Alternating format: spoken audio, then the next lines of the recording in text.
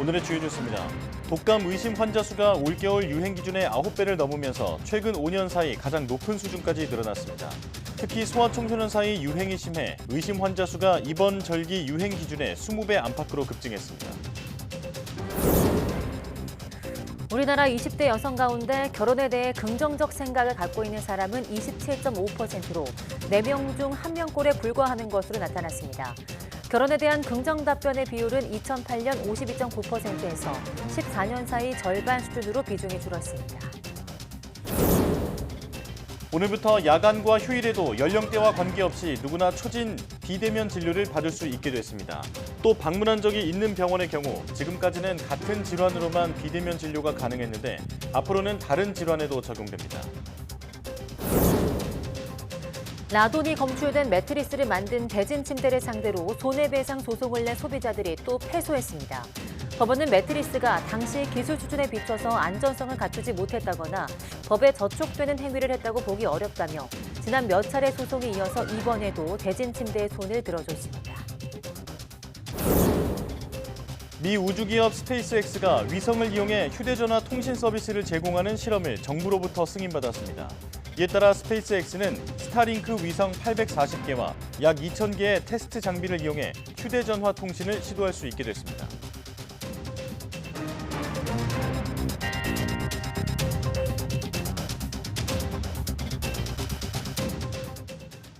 여러분 안녕하십니까? 사이언스 투데이 시작합니다. 결혼에 대한 청년들의 긍정적 태도가 계속 줄어서 20대 여성의 경우 10명 중 3명에 못 미치는 것으로 나타났습니다.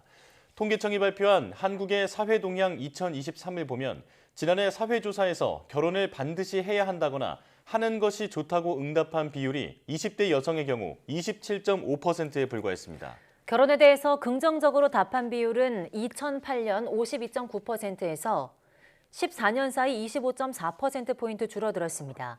긍정적으로 답한 30대 여성은 31.8%였고 20, 30대 남성도 40%대에 머물렀습니다. 결혼하지 않은 주된 이유로는 자금 부족이 가장 많았고 필요성을 느끼지 못했다는 응답이 뒤를 이었습니다. 혼자 사는 삶에 대한 긍정적 인식은 꾸준히 증가해 20, 30대 독신에 대한 긍정적 인식은 2015년 39.1%에서 2020년 47.7%로 증가했습니다. 독감 의심 환자 수가 최근 5년 사이 가장 높은 수준까지 늘어난 것으로 나타났습니다. 특히 소아청소년 사이 유행이 심해 의심 환자 수가 이번 절기 유행 기준의 20배 안팎으로 급증했습니다. 질병관리청은 지난 3일부터 9일까지 외래 환자 1,000명당 독감 의심 증상을 보이는 환자 수는 61.3명으로 일주일 만에 26% 늘었다고 밝혔습니다. 이는 2019년 이후 가장 높은 수치로 올겨울 유행 기준의 9배를 훌쩍 넘은 것으로 나타났습니다. 특히 13살에서 18살까지 학생들의 경우 유행 기준보다 20배 넘게 늘었고 영유아나 초등학생도 유행 기준보다 18배 많았습니다. 야간과 휴일에도 초진 비대면 진료를 받을 수 있는 등 비대면 진료가 확대됩니다. 보건복지부는 15일부터 비대면 진료 기준을 대폭 확대한 비대면 진료 시범 사업 보완 방안이 시행된다고 밝혔습니다. 지금까지는 평일 오후 6시 이후 야간과 휴일 초진의 경우 18세 미만 소아청소년 환자가 상담만 가능했는데 15일부터 모든 연령대 환자가 비대면 진료를 받고 처방전도 받을 수 있습니다. 또 대면으로 방문한 적 있는 병원에서 같은 질환으로만 비대면 진료를 이용할 수 있었지만 이제는 6개월 이내에 방문한 병원에서 다른 질환으로도 비대면 진료를 받을 수 있습니다. 섬이나 벽지 등 일부 지역에만 적용했던 초진 비대면 진료도 전국 98개 시군구 응급의료 취약지역으로 확대됩니다. 내년 1월부터 코로나19 선별진료소가 운영을 끝내고 진단검사는 일반 의료기관에서 시행합니다. 다만 코로나19 위기 단계는 경계를 유지하고 병원 마스크 착용도 그대로 의무화합니다. 중앙사고수습본부는 겨울철 독감을 비롯한 호흡기 감염병이 유행하는 상황을 고려해 코로나19 경계 단계를 유지한다고 밝혔습니다. 다만 일반 의료체계 전환을 위해서 1월부터 보건소 선별진료소를 닫고 PCR 검사는 의료기관에서 맡도록 했습니다. 선별진료소는 국내 첫 확진자가 나온 2020년 1월 20일부터 이달 31일까지 1,441일 동안 운영하게 됩니다. PCR 검사는 60세 이상 고령층과 기저질 환자 등 고위험군과 요양시설 입소자와 간병인 등은 지금처럼 무료로 받을 수 있습니다. 또 먹는 치료제와 예방접종비도 무료 지원이 유지되고 입원 치료비의 경우는 지금처럼 중증일 경우 일부 지원을 받게 됩니다. 14일 전라도에 있는 농장 5곳에서 고병원성 AI가 확진되면서 올겨울 국내 가금류 농장 발병 건수는 모두 15건으로 늘었습니다. 고병원성 조류 인플루엔자 중앙사고수습본부는 14일 전북 김제에 있는 산란계 농장 4곳과 전남 영암에 있는 유경 오리 농장 1곳에서 고병원성 AI가 확진됐다고 밝혔습니다. 이번에 확진된 산란계 농장 4곳에서는 닭 21만 3,500마리를, 유경 오리 농장에서는 오리 2만 1,000마리를 각각 키우고 있었습니다. 앞서 전날에도 같은 계열사 오리 사육 농장에서 고병원성 AI가 확진되자 전라북도는 관련 시설과 축산 차량에 대해 16일 오전 10시까지 일시 이동 중지 명령을 내렸습니다. 강원 북부 지역을 중심으로 대설특보가 확대된 가운데 많은 눈이 내리면서 눈길 교통사고가 잇따랐습니다. 15일 오전 11시 반쯤 강원도 양양군 현북면 동해고속도로 하조대 요금소 인근에서 승용차 세대가 잇따라 눈길에 미끄러져 부딪혔습니다. 또 15일 오전 11시 50분쯤에는 동해고속도로 강릉 2터널 속초 방향 39km 지점에서 승용차 한 대가 눈길에 미끄러지는 등 눈길 교통사고가 속출했습니다. 14일부터 15일 오후 1시까지 내린 눈의 양은 향로봉 24.2cm를 비롯해 미시령 17.3, 구룡령 10.1cm 등입니다. 한편 눈 대신 비가 내린 경기도 과천에서는 아스팔트 도로가 파이는 땅꺼짐이 발생했습니다. 네, 깊은 건 20cm 길이에 달해서 달리던 차량 타이어가 파손되는 등 피해 차량이 접수된 것만 30대에 이릅니다. 권준수 기자입니다. 오늘 새벽 과천대로 인접 도로입니다. 아스팔트 도로 위로 여러 웅덩이가 눈에 들어옵니다. 계속된 비에 흙탕물이 고여 있고 곳곳엔 자갈이 흩어져 있습니다. 급한 대로 벽돌로 웅덩이를 채운 흔적도 보입니다. 모두 차도 한복판에 생긴 땅꺼짐입니다. 보이는 것처럼 빗물이 고여 있어 운전자는 깊이를 가늠하기 어려운데 벽돌과 자갈을 깔기 전에는 20cm 가까이 파여 있었습니다.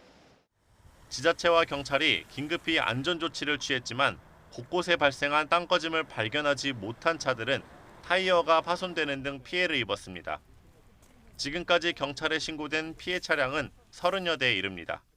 차가 푹 빠지더라고요. 그래서 나는 앞이 깜깜해가지고 비가 와서 잘 안 보여서 그냥 쭉 가는데 타이어가 4짝이 다 주저앉아 버렸어요. 땅꺼짐이 처음 발견된 건 어제 오후인데 복구 작업이 지연되는 사이 계속된 비로 땅이 더 깊이 꺼진 것으로 파악됐습니다. 확인하고 나가셨거든요. 그게 어디쯤인지 어느 정도 크기인지 확실하게 저희가 모르고 있어가지고. 과천시청은 출근 시간을 앞두고 자갈과 벽돌 등으로 임시 복구 작업을 진행했다며 자세한 피해 규모부터 파악할 예정이라고 밝혔습니다. YTN 권준수입니다. 이번 주말 강추위가 예상됨에 따라 서울시는 17일 오전 9시를 기해 이번 겨울 처음으로 수도 계량기 동파 경계 단계를 발령한다고 밝혔습니다. 이에 따라 오는 22일까지 동파 동결 피해 신속한 복구를 위한 동파 대책 상황실을 24시간 운영됩니다. 서울시 상수도사업본부와 8개 수도사업소는 서울시설공단에서는 하루 2개 조로 인력을 편성해 동파 폭증에 따른 긴급 복구에 대비할 계획입니다. 동파 경계 단계는 4단계 동파 예보제 중 3단계에 해당하며 하루 최저기온 영하 10도 미만의 날씨가 이틀 이상 지속할 때 발령합니다. 이스라엘군이 하마스의 지하 땅굴을 공략하기 위해 침수 작전을 시작한 것으로 알려진 가운데 가자지구 전역에 겨울 폭우가 내렸습니다. 2달 넘는 전쟁으로 극한의 고통을 받고 있는 피난민들에게 물난리까지 닥치면서 질병 확산 등의 어려움이 가중되고 있습니다. 기정훈 기자입니다. 허벅지까지 잠긴 빗물을 헤치고 천으로 감싼 아이를 안고 나옵니다. 난리를 피해온 피난민촌에 물난리가 났습니다. طلع جماعة هذا المشهد مش قادر أوصفه وخيم جبليا غرق بالكامل وفي طفلة شهيدة راحوا جوا 지중해 연안 대부분 지역에 많은 비가 내리면서 피난 민촌이 물에 잠겼습니다. 비 그친 뒤에도 물이 잘 안 빠져 텐트 사이에 물이 흥건합니다. 포장 안 된 도로는 진흙탕이 됐고 비바람에 텐트가 무너진 곳도 있습니다. الأمور يعني كارثية بصراحة وبنعيش حياة صعبة جدا يعني رضينا بالخيمة وسبنا دورنا وسبنا كل ما نملك في غزة وإجينا هان لخيمة والشتاء والله تبهدلنا كتير. 하수도가 재기능을 못하는 상황에서 비까지 내리면서 전염병 우려도 커졌습니다. 세계보건기구는 10월 중순 이후 가자 지구에서 보고된 설사 사례만 33,500건이 넘는다고 밝혔습니다. 특히 하마스 땅굴에 바닷물을 붓는 침수 작전이 시작된 것으로 알려진 가운데 비가 또 하나의 변수가 되고 있습니다. 전투는 계속됐습니다. 이스라엘군은 현지 시각 13일 가자지구 북부의 교전에서 장교 등 10명이 전사했다고 밝혔습니다. 가자시티 동쪽 세자이아 지역에서 이중 매복 공격을 당해 피해가 컸습니다. 미국 워싱턴 포스트는 이번 전쟁에서 이스라엘군 피해가 가장 큰 전투였다고 평가했습니다. 하지만 이스라엘의 분위기는 단호합니다. 전쟁을 계속하느냐 여부는 선택할 수 있는 문제가 아니라고 보는 국민들이 많습니다. But really, what choice do we have? This is a fight for our survival. And unless and until we eliminate the Hamas and the terrorist threats, we have no future. We'll all be killed. 베냐민 네타냐후 이스라엘 총리도 승리할 때까지 전쟁할 것이라고 공언하면서 일시 휴전이라도 다시 기대하기는 어려워 보입니다. YTN 기종입니다.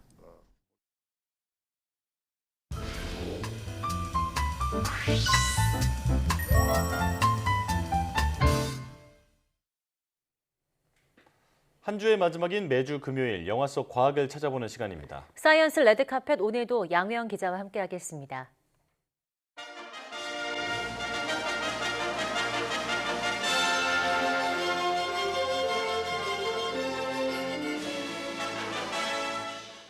사이언스 레드카펫 양회영입니다. 오늘 만나볼 작품은 영화 소우 X입니다. 벌써 시리즈 10번째 작품인데 이번에는 초심으로 돌아가 소우만의 매력을 보여주고 있습니다. 키워드와 함께 자세히 알아보도록 하겠습니다. 첫 번째 키워드는 돌아온 살인 게임입니다. 이 영화 10번째 소우지만 내용상 시기는 소우 1편이 지난 며칠 후를 다루고 있습니다. 사실상 소우 2라고 봐도 무방하죠. 뇌종양 진단을 받은 존 크레이머, 일명 직소는 치료를 위해서 멕시코로 떠나는데요. 잠시 멈췄던 직소의 살인 게임 역시 다시 시작됩니다.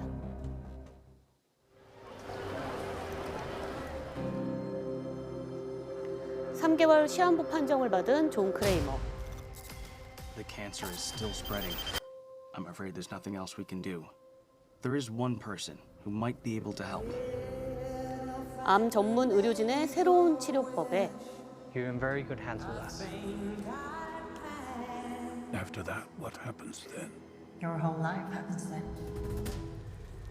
살 수 있다는 희망이 생긴 것도 잠시.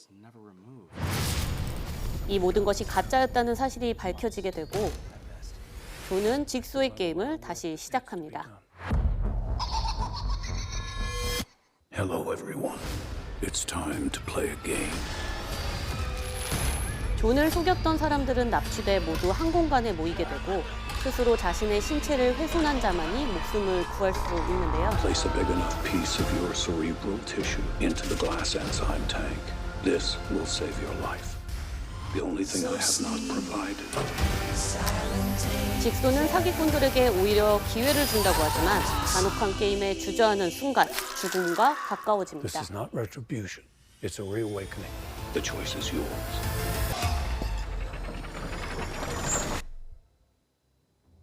네, 소우 X는 미국에서 지난 9월에 개봉을 했습니다. 시리즈 최고의 속편이라는 평가까지 받았는데요. 영화 평론 사이트죠. 로튼토마토에서는 소우 시리즈 최초로 프레시 마크를 얻었고요. 관객들의 평가인 팝콘 지수 역시 91%를 기록하면서 호평이 쏟아졌습니다. 이 호평은 바로 흥행으로도 이어졌습니다. 지난 12월 첫째 주 기준으로 전 세계 수익이 1억 700만 달러 이상을 벌어들여서 소우 1편의 수익을 넘어섰습니다. 또 미국을 비롯한 전 세계 49개 국가에서 박스오피스 1위도 기록했습니다. 하지만 국내 사정은 좀 다릅니다. 서울의 봄이 20일 넘게 지금 1위를 차지하고 있는 상황에서 이 3일의 휴가, 나폴레옹, 괴물 등이 뒤를 잇고 있습니다. 소우 X가 국내에서 얼마나 힘을 낼지는 아직 미지수인데요. 그래도 한때 팬들에게 버림받았던 소우가 이렇게 다시 돌아와서 호평까지 받는 이유는 무엇일까요? 두 번째 키워드로 알아보겠습니다. 네, 두 번째 키워드는 초심 소우입니다. 이 소우 시리즈는 한동안 게임 방식이 단순히 반복되기만 하고 잔인한 장면만 계속돼서 후속을 위한 후속이다, 또 단순한 고어쇼다 이런 호평을 받았는데요. 직소인 존 크레이머가 다시 영화로 돌아오면서 초심도 되찾고 또 시리즈의 소생 가능성까지 보여줬습니다. 정교하고 참신한 살인 트랩, 또 치밀한 심리전, 여기에 상상 이상의 반전까지. 국내에서 2005년 개봉한 소우는 개봉 당시부터 엄청난 반응을 이끌어냈는데요. 게임을 시작하지라는 대사는 마치 유행어처럼 사용되기도 했고요. 자전거를 탄 빌리 인형은 한동안 할로윈 파티를 휩쓸 정도로 큰 인기였습니다. 하지만 시리즈를 거듭할수록 서사는 사라지고 잔인함만 반복적으로 남아서 팬들의 기대를 충족시키지 못하게 되면서 이제 더는 소우 시리즈는 사라지는 거 아니냐 이런 말까지 나왔는데요. 다시 돌아온 소우 X, 초심을 되찾았고 시리즈의 소생 가능성까지 보여줬습니다. 우선 존 크레이머를 연기하는 토빈 벨이 돌아온 것이 가장 큰 특징입니다. I still don't know exactly how they came to him, but I just know that thank God they did, because he's such a big part of the longevity of this franchise, because he fills everything out. 네, 특히 이번 영화에서는 존 크레이머, 그러니까 직소가 게임 현장에 함께하면서 모든 것을 보고 직접 지휘한다는 점이 독특합니다. 단순히 잔인한 살인 게임을 보여주는 게 아니라 설계자인 직소의 감정들이 함께 얽혀지면서 이 소우 시리즈가 보여주는 살인 게임 그 이면까지 생각하게 만들어줍니다. Tobin Bell is the protagonist, is driving every scene of this movie. He's in the entire movie. He opens the movie. He opens the movie. He's in the movie longer than any other movie, and he closes the movie. You know, you can hide behind this moral code that you seem to have or you think you have, but you are the one that's designing these traps. You're the one that's pushing the buttons. And it really makes John have to do some soul searching in a way that I don't think we've seen as much of in some of the other films. 한층 더 깊은 공포를 끌어낸 소우 X를 만나봤는데요. 여기에는 어떤 과학 이야기가 숨어 있을지 양회영 기자와 좀 더 이야기 나눠보겠습니다. 자, 소우 시리즈를 보면은 어떻게 저런 장치를 생각할 수 있을까?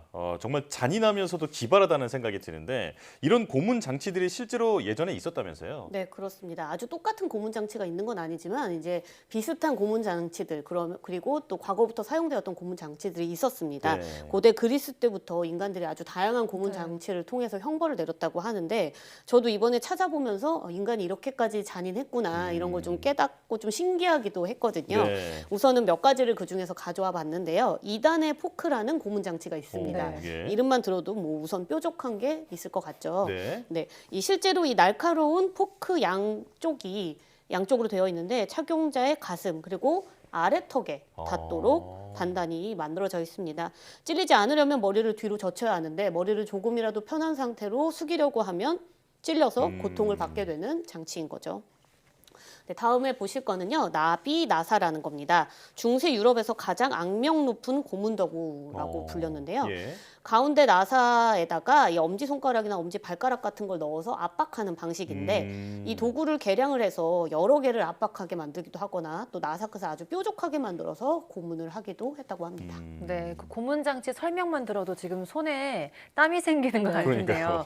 저는 그 공포 영화를 볼 때 되게 귀신 나오는 거 깜짝깜짝 놀라는 건 좀 보겠는데 이렇게 뭐 고문을 하거나 잔인한 건 더 못 보겠더라고요. 네, 맞아요. 이 공포 영화 중에서도 유독 소우 시리즈처럼 굉장히 잔인한 장면들이 많고 네. 신체가 훼손되는 장면들이 많은 영화들을 따로 묶어서 고어 영화, 고어물 이렇게 부르기도 하거든요.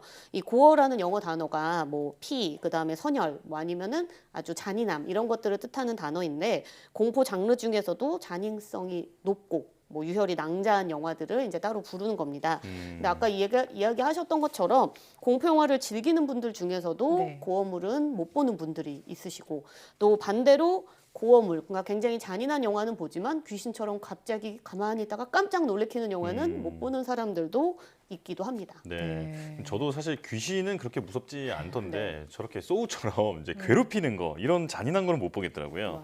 자, 근데 공포의 종류가 다양한데 누구는 견딜만 하고 뭐 누구는 절대 못 보고 이런 차이가 있다는 게 신기하다는 생각이 드는데 왜 이런 차이가 있는 건가요? 네, 이게 우리가 공포 상황이라는 거를 맞닥뜨리게 되면 뇌가 이 공포 상황을 처리를 하면서 굉장히 바쁘게 움직입니다. 그런데 이제 이 공포, 뭐 나아가서 우리가 공포증, 포비아라고 느껴지는 그 감정을 갖고 있는 사람들로 살펴보면 전혀 위험하지 않는 상황에서도 공포를 느낄 수도 있는 거잖아요. 네. 이거는 이제 뇌 속에 있는 편도체가 얼마나 예민하는지에 따라서 달라진다고 합니다. 우리가 이 뇌 안에 아주 깊숙한 곳에 아몬드 모양의 편도체가 있는데 여기서 공포를 감지하고 있거든요. 그러니까 지금 굉장히 위험한 상황이니까 당장 어떤 특별한 조치를 취해야 된다. 이런 식의 명령을 편도체에서 감지하고 내리는 거죠. 네. 그런데 이 똑같은 공포 정보가 편도체만 가는 게 아니라 전전두엽이라는 뇌 공간에서도 갑니다. 여기서는 이 이성적 판단을 하는 곳인데 전전두엽은 방금 본 공포 상황이 실제 공포 상황인지 아니면 뭐 영화나 드라마, 뭐 장난감 혹은 뭐 놀이기구와 같은 어떤 다른 가짜로 만들어진 공포 상황인지를 판단을 하고 이 정보를 편도체에게 전송하는 역할을 전전두엽이 맡고 있습니다. 네. 그러니까 한마디로 설명해서 공포 상황이 있으면 전전두엽은 이게 가짜인지 아닌지 확인하고 편도체한테 가짜면 가짜다. 라고 알려주는 거죠. 안심을 시키는 거예요. 네. 이건 실제가 아니니까 괜찮아 이렇게.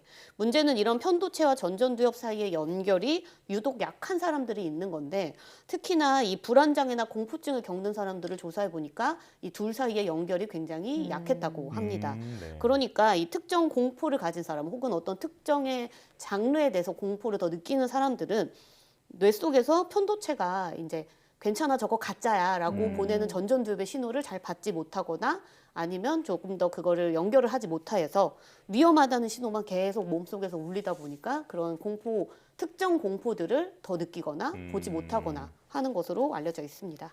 네, 역시 다 이유가 있는 것 같은데 그런데 이런 공포 영화 볼 때 뭐 간담이 서늘해진다 이런 말도 있고 아까 저희가 이야기를 나눌 때 손에 땀이 나는 것도 그런 것도 다 과학적인 이유가 있겠죠. 네, 맞습니다. 뭐 앞서 공포를 이 편도체에서 감지한다고 이야기했잖아요. 이게 지금 전전두엽이 뭐 가짜인지 아닌지 판단하는 것과 별개로 그 정보를 받기 전에 편도체도 편도체 나름대로 처리를 당연히 해야겠죠. 네. 그래서 지금의 상황이 얼마나 위험한지를 우선 판단을 해서 대뇌 피질과 함께 어떻게 대처할지를 결정을 합니다. 이때 당시에 시상하부라는 곳에서 자율신경계에 바로 즉각적으로 신호를 보내요. 그러면 뭐냐면 교감신경, 그러니까 우리가 뭐 온몸에 털이 곤두서서 소름이 돋거나 혹은 땀이 나거나 심장이 빨리 뛰거나 동공이 커지거나 이런 아주 이제 교감신경이 바로 반응을 하게 됩니다. 이렇게 되면 몸 안에서는 굉장히 활발한 활동들이 일어나게 되는데 우리가 만약에 영화를 볼 때는 몸은 움직이지 않고 뇌 신호에 의해서 몸 안에 있는 어떤 활동들은 이제 이동을 하는 거잖아요. 네. 그래서 몸이 움직이지 않는 상태에서 잠시 땀이 났다가 움직이지 않으니 이제 그 땀이 식으면서 시원함 혹은 오싹함을 느끼게 되는 겁니다. 아, 네네. 자, 근데 조금 전에 편도체가 공포를 이제 느끼는 조직이라고 말씀해 주셨는데 그렇다면 편도체에 어떤 자극을 주면 공포감을 더 느끼게 한다거나 공포감을 좀 무뎌지게 할 수도 있지 않을까요? 네, 맞습니다. 실제로 각국에서도 그런 연구들이 진행이 되고 있는데요. 공포 기억을 지우기 위해서 오히려 이제 뇌에다가 빛을 쬐어서 이제 편도체에 어떤 자극을 주는 것도 있고요. 공포 기억을 바꾸거나 없애기 위해서도 연구를 많이 하고 있습니다. 네. 그런데 이런 연구는 대부분 이제 공포가 굉장히 강한 감정으로 나타나기 때문인 거고 공포 자체를 없앤다기보단 공포로 인한 어떤 다른 이제 장애 그리고 공포에 관련된 기억에 관련된 부분이기 때문에 치매의 연구 방법으로도 활용이 되고 있습니다. 아, 네. 네네. 오늘은 다시 찾아온 영화 소 X와 함께 공포에 대한 이야기 나눠봤는데요. 공포하면 좀 여름이다 이런 생각이 있었는데 색다른 겨울 공포 한번 느끼러 가봐야겠습니다. 네, 오늘 말씀 잘 들었습니다. 고맙습니다. 고맙습니다.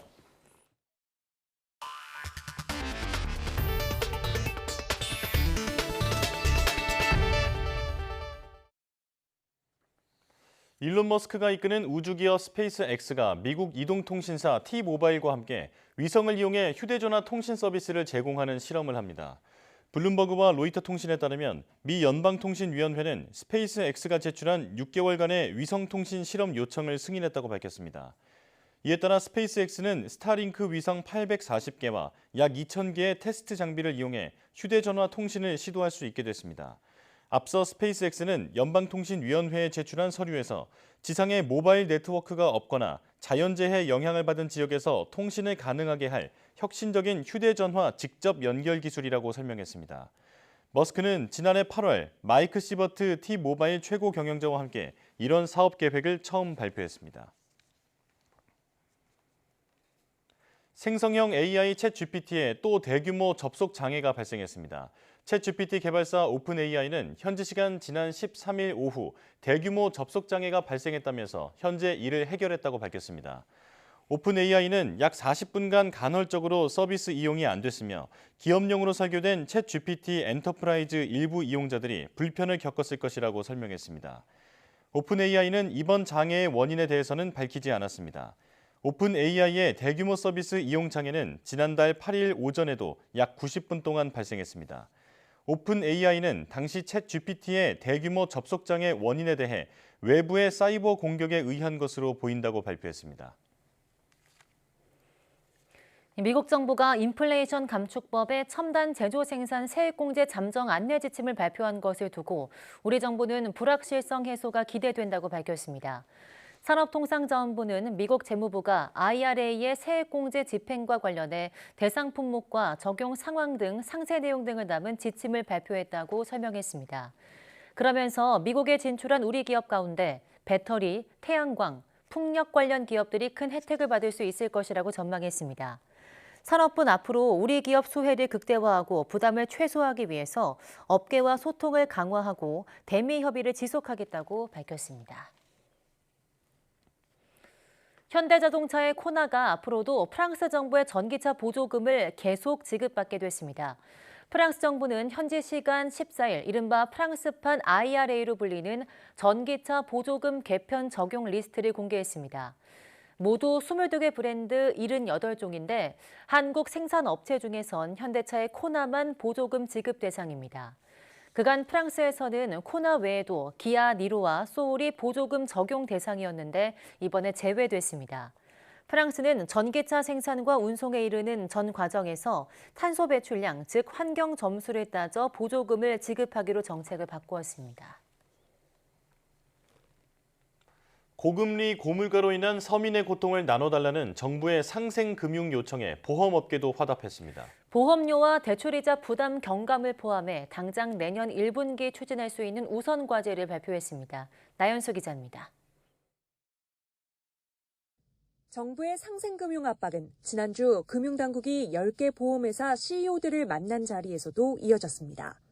이에 보험업계는 내년 1분기 중 곧장 추진 가능한 7개 우선 과제부터 내놨습니다. 가장 큰 관심인 자동차와 실손의료 보험료는 구체적인 조정 수준을 논의해 다음 주쯤 발표할 예정입니다. 자동차 보험료는 2.5에서 3% 인하가 거론되고 실손보험의 경우 매년 조 단위 적자가 쌓이는 만큼 인상폭을 최소화하는 선에서 조정될 것으로 보입니다. 운전 경력이 단절된 운전자라도 사고 위험이 낮다면 기존 할인 등급을 승계받을 수 있게 됩니다. 군 장병들은 그간 군 병원을 무상으로 이용할 수 있는데도 실손보험을 유지하기 위해 불필요한 보험료를 내야 했지만 앞으로는 복무기간 보험을 중지할 수 있게 될 전망입니다. 보험가입 사각지대도 들여다봅니다. 기존에는 사고 이력이 많은 대리운전 기사는 보험가입이 거절되는 경우가 많았지만 앞으로는 대리운전 보험의 사고 횟수별 할인, 할증 제도를 도입하고 보상 한도와 범위도 늘릴 계획입니다. 지병이 있는 사람이 기존 계약을 해지하고 보장 내용이 비슷한 새로운 보험으로 갈아탈 때 부담보호 기간이 다시 시작되는 문제도 같은 회사에서 새 계약을 맺을 경우 기존 계약의 부담보호 기간을 감안하도록 제도가 개선됩니다. 보험계약 대출의 경우 가상금리를 조정해 이자 보험을 낮추고 실직이나 폐업, 중대질병으로 어려움을 겪는 계약자에 대해서는 대출이자 납부를 유예해 줍니다. 이와 함께 최근 관심이 높아지고 있는 전세금 보장 신용보험에 대해서는 비대면 가입 시스템을 도입해 국민 편의를 제고한다는 계획입니다. YTN 나윤수입니다. 15일 오전 서울 지하철 8호선 복정역 안에서 이산화탄소가 누출되는 사고가 났습니다. 당시 작업자 5명이 병원으로 옮겨졌고 50분 동안 양방향 열차가 한때 무정차 통과하기도 했습니다. 이경국 기자입니다. 지하철 안에 있는 변전소에 출입 통제선이 쳐졌습니다. 마스크를 쓴 과학수사대원들과 화재 조사관들이 분주히 움직이고 역사 곳곳엔 사용한 방독면이 널브러져 있습니다. 출근 시간이 조금 지난 오전 9시 반쯤 서울 지하철 8호선 복정역의 변전소 소화 설비에서 이산화탄소가 분출됐습니다. 이 사고로 인근에서 승강기 작업을 하고 있던 노동자 5명이 두통과 의식 저하 등을 호소해 병원으로 옮겨졌습니다. 고농도의 이산화탄소를 흡입할 경우 호흡에 지장이 생겨 질식 상태에 빠질 수 있기 때문입니다. 다행히 이송된 이들 모두 생명에는 지장이 없는 것으로 확인됐고 추가 인명피해 역시 발생하지 않았습니다. 방송에 돼갖고 위로 올라오거든요. 하지만 지하철을 이용하는 시민들은 불편을 겪어야만 했습니다. 서울교통공사는 안전을 위해 이산화탄소가 배출될 때까지 50분 동안 복정역을 지나는 열차들을 무정차 통과시켰습니다. 경찰과 소방당국은 역 전기실 안에 물막이판 용접공사 도중 소화설비 배선이 파손되면서 사고가 난 것으로 보고 정확한 원인을 조사하고 있습니다. YTN 이경국입니다. 충북 청주에서 휴가 나온 군인이 무면허 음주운전을 하다가 배달 오토바이를 들이받았습니다. 샌드위치 가게를 운영하면서 인건비를 아끼려고 직접 배달을 하던 30대 피해자는 뇌사 상태에 빠졌습니다. 이성우 기자입니다. 차량 통행이 뜸한 새벽 시간, 차량 한 대가 도로를 빠르게 달려오더니 앞서가던 배달 오토바이를 그대로 들이받습니다. 하지만 사고를 낸 차량은 현장에서 인명구조를 하기보다 오히려 빠르게 그 자리에서 도망칩니다. 사고를 목격한 택시 기사의 신고로 10여 시간 만에 자택에서 붙잡힌 가해 운전자는 휴가를 나온 20대 군인 A 상병, 여자친구와 술을 마신 뒤 어머니 명의로 빌린 승용차를 몰다가 사고를 냈습니다. 검거 당시 A씨 혈중 알코올 농도는 음주운전 수치에 미달했지만 위드마크 공식을 적용해 사고 당시 혈중 알코올 농도를 역추산한 수치는 면허 취소 수준인 0.08%를 넘었습니다. 게다가 A씨는 과거 음주운전으로 면허가 취소된 상태였습니다. 사고가 난 지점입니다. 피의자는 무면허 음주운전을 하던 중 이곳에서 앞서가던 배달 오토바이를 들이받았습니다. 피해자는 30대 자영업자로 샌드위치 가게를 운영하면서 인건비를 아끼려고 직접 배달까지 했습니다. 사고 당일도 배달을 마치고 신혼인 아내가 기다리는 집으로 돌아가던 길이었습니다. 피해자 가족들은 사고를 내고 아무런 조치 없이 도망간 가해자가 도저히 이해가 가지 않습니다. 오토바이가 앞으로 넘어지고 위험하잖아요. 그러면 바로 그 자리에서 경문으로 치우치든가 치사하면 구급대라도 불러놓고도 도망가든가. 경찰은 A 상병을 특정범죄 가중처벌법상 음주운전과 무면허 운전 등의 혐의로 검거해 군 헌병대에 인계했습니다. YTN 이성우입니다. 발암물질인 라돈이 검출된 매트리스를 만든 대진 침대를 상대로 소비자들이 집단 손해배상 소송을 냈지만 또다시 졌습니다. 서울중앙지방법원은 14일 김모 씨 등 1,700여 명이 대진 침대 등을 상대로 170억여 원을 지급하라며 낸 손해배상 청구 소송에서 원고 패소로 판결했습니다. 재판부는 업체가 만든 매트리스가 당시 기술 수준에 비춰 안전성을 갖추지 못했다거나 매트리스 제조 판매 행위가 당시 법에 저촉된다고 인정하기 어렵다고 밝혔습니다. 지난 2018년 대진 침대 매트리스에서 1급 발암물질로 알려진 라돈이 기준치 이상 검출됐다는 이른바 라돈 침대 의혹이 제기됐습니다.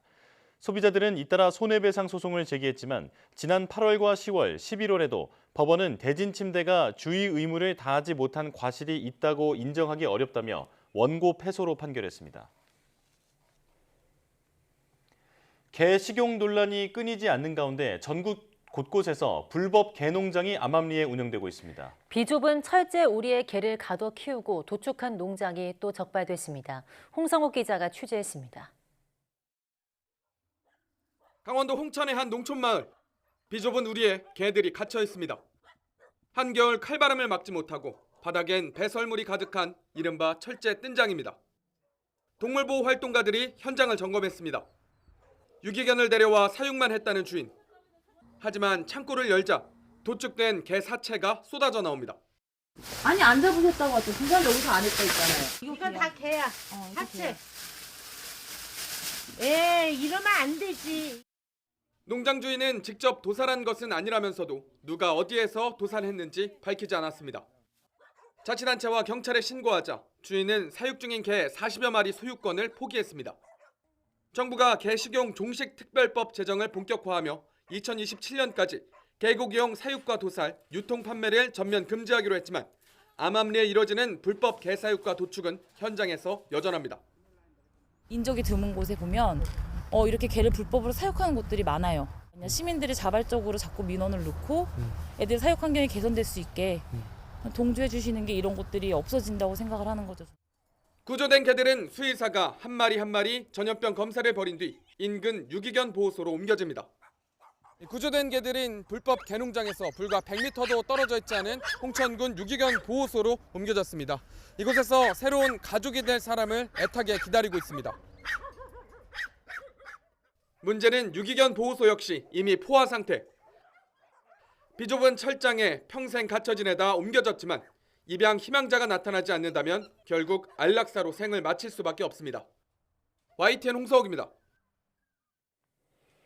흥행 돌풍을 이어가고 있는 김성수 감독의 서울의 봄이 이번 주말 900만 관객 돌파를 넘보고 있습니다.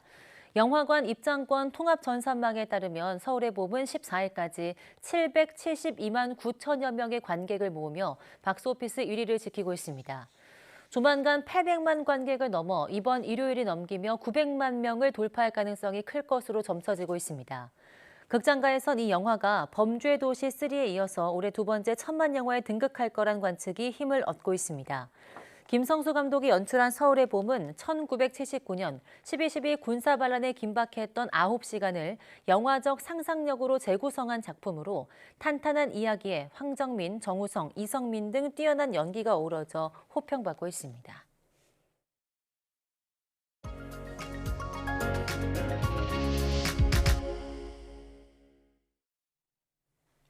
이탈리아 출신의 디자이너이자 건축가인 알레산드로 맨디니는 디자인의 아버지로 불렸던 인물인데요. 일상에서 흔히 볼 수 있는 물건을 단순하지만 독특한 디자인으로 재탄생시켜 많은 사랑을 받았습니다. 오늘 사이언스 인 아트에서는 알레산드로 맨디니의 디자인 세계에 대해 이야기 나눠보겠습니다. 박수경 아트 디렉터와 함께하겠습니다. 어서 오세요. 안녕하세요. 네, 안녕하십니까. 자, 오늘 알아볼 건축가가 디자인의 아버지라고 불리는 사람이라고 하는데 정말 대단한 분 같습니다. 어떤 인물인지 소개부터 해주시죠. 네, 오늘 소개해드릴 인물은 알레산드로 맨디니인데요. 이탈리아 출신의 디자이너이자 건축가로 현대 디자인과 포스트 모더니즘의 선구자이기도 합니다. 네.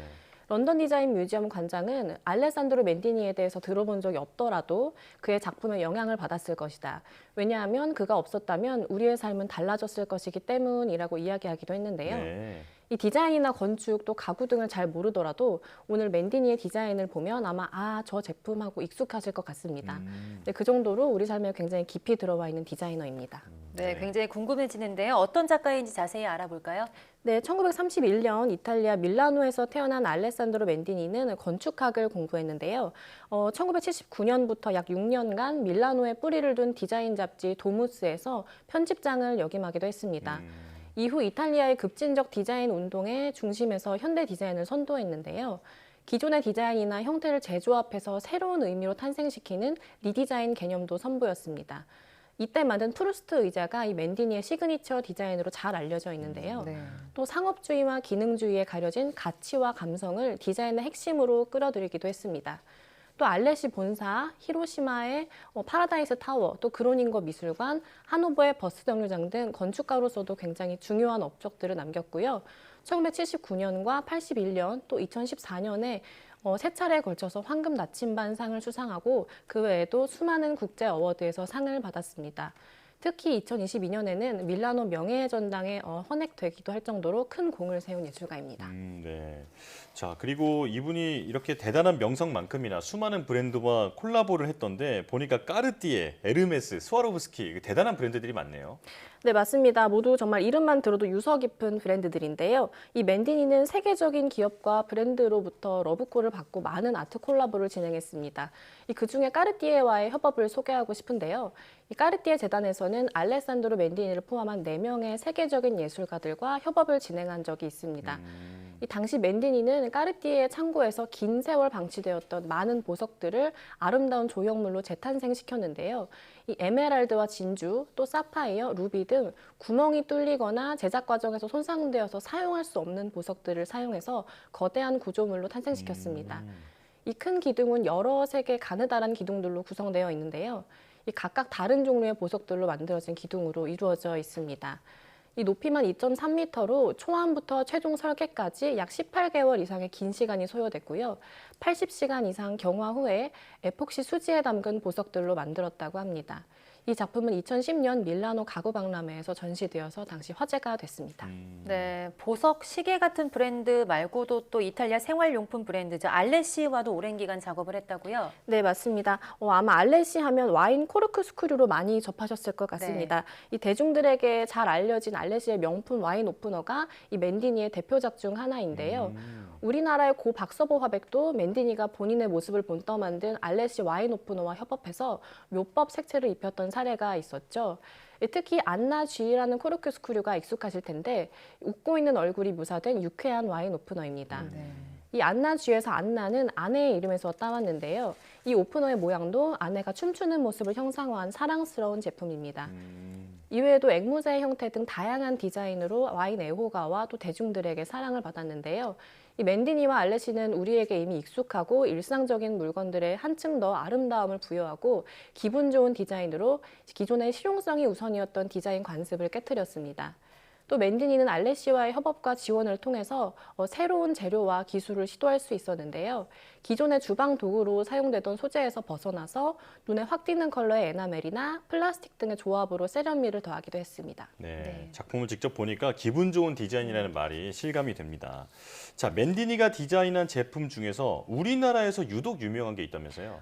네, 혹시 서울대 스탠드라고 들어보신 적 있으실까요? 네네. 그 학부모들 사이에서 굉장히 유행인 제품인데요. 라문 아몰레또 스탠드라는 제품입니다.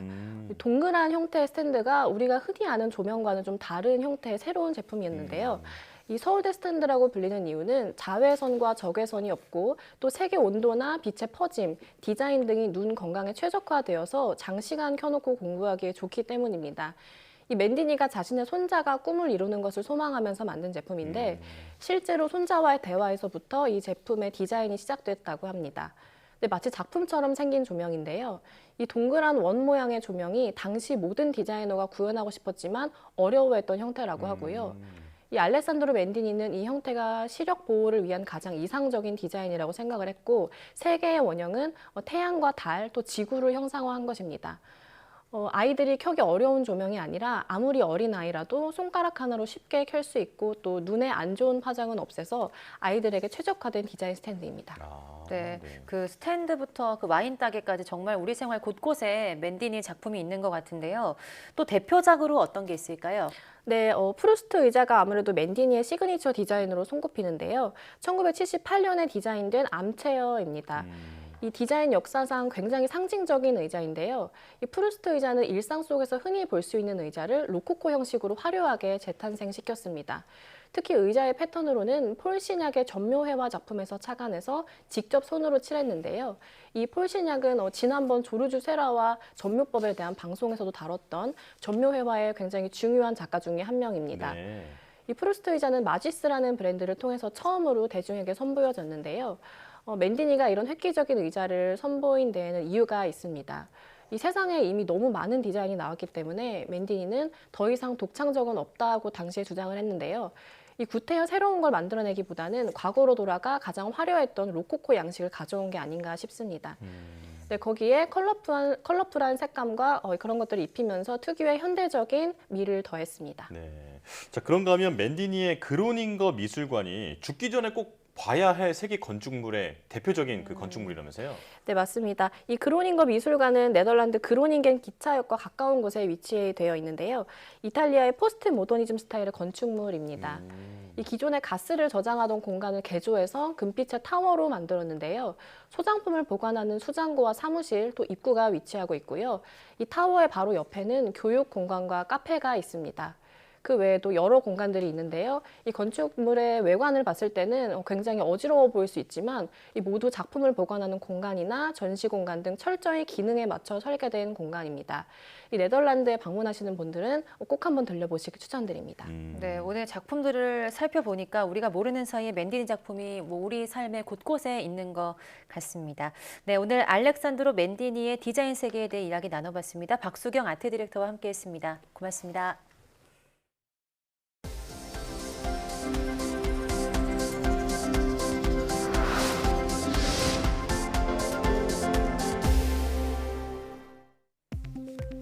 18세에 체질량 지수가 올라가는 남성의 경우 18개 신체 부위의 암 발병률이 커진다는 연구 결과가 나왔습니다. 스웨덴 예테보리대 연구팀은 16세에서 25세 남성 149만 명의 의료 기록을 평균 31년간 분석한 결과 이렇게 나타났다고 밝혔습니다. 조사 대상 가운데 7만 8천여 명이 관찰 기간 각종 암 진단을 받았는데 18세에 체질량 지수가 올라가면 흑색종과 백혈병, 간암, 위암 등 모두 18개 암의 위험이 커지는 것으로 나타났습니다. 연구팀은 체질량 지수와 이들 18가지 암 사이에는 뚜렷한 연관성이 확인됐다며 특히 소화기관 암의 경우 이런 관계가 가장 두드러졌다고 설명했습니다. 특정 네안데르탈인의 유전자가 있으면 아침 일찍 일어나는 아침형 인간이 될 가능성이 크다는 연구 결과가 나왔습니다. 샌프란시스코 캘리포니아대 연구팀은 오늘날 인류의 유전자를 네안데르탈인과 데니소바인 등 멸종된 고대 인류의 DNA와 비교한 결과 이렇게 나타났다고 밝혔습니다. 연구 결과 고대 인류에서 밤낮 생체 리듬과 관련된 유전자 246개가 발견됐으며 이 가운데 네안데르탈인에게서 나온 특정 유전자를 가진 경우 일찍 일어나기를 선호하는 것으로 나타났습니다. 이번 연구에서 많은 네안데르탈인 유전자 변이가 아침형 인간이 될 가능성과 일관되게 연관이 있다는 점을 확인했다고 연구팀은 설명했습니다. 국제학술지 사이언스가 올해 가장 주목할 만한 연구 성과를 뽑는 올해의 혁신에 비만 치료제에 기반이 된 GLP-1 유사체를 선정했습니다. GLP-1은 장에서 분비되는 인슐린 조절 호르몬으로 GLP-1 유사체는 이를 본떠 만든 물질입니다. 사이언스는 GLP-1 유사체를 이용한 비만 치료제가 앞으로 비만과 관련된 건강 문제를 크게 완화할 수 있을 것으로 기대한다고 밝혔습니다. 이 밖에 올해의 혁신 후보로는 알츠하이머 환자의 뇌신경퇴화를 늦출 수 있는 항체 치료법과 지구 표면 아래 천연 수소 공급원의 발견 등이 올랐습니다. 우리나라 최초 달 궤도선인 다누리의 1년간의 성과를 알리는 전시가 열립니다. 과학기술정보통신부와 한국항공우주연구원 카이스트는 다누리가 궤도 진입에 성공해 임무 운영을 수행한 지 1주년을 맞아 다누리의 스펙타클 365 전을 롯데 월드타워 전망대 서울스카이에서 개최한다고 밝혔습니다. 이번 전시는 다누리의 운영 현황과 과학적인 성과를 사진과 입체 영상 등 미디어 아트 작품으로 만들어서 과학기술을 예술적 콘텐츠로 접할 수 있게 구성했습니다. 오는 1월 31일까지 이어지는 이 전시는 서울스카이 전망대를 방문하는 관람객이면 누구나 만나볼 수 있습니다.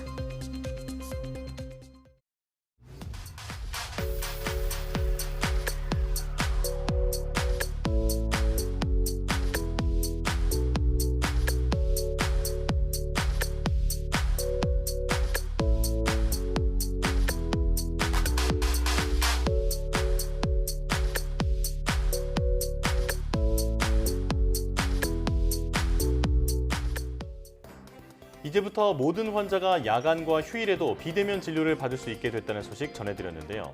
진료받고자 하는 병원에 전화를 걸어 의사에게 음성 또는 영상으로 증상을 설명하고 약을 처방받으면 됩니다. 단 이렇게 비대면 진료를 받더라도 처방받은 약은 원칙적으로 환자 본인이 약국에서 수령해야 하는데요. 약국 방문이 어려운 경우 부모, 형제 등 직계가족이 대리 수령할 수 있으나 이때 반드시 가족관계 증명서를 지참해야 한다는 점 기억하시기 바랍니다. 네, 뉴스 마칩니다. 시청해주신 여러분 고맙습니다.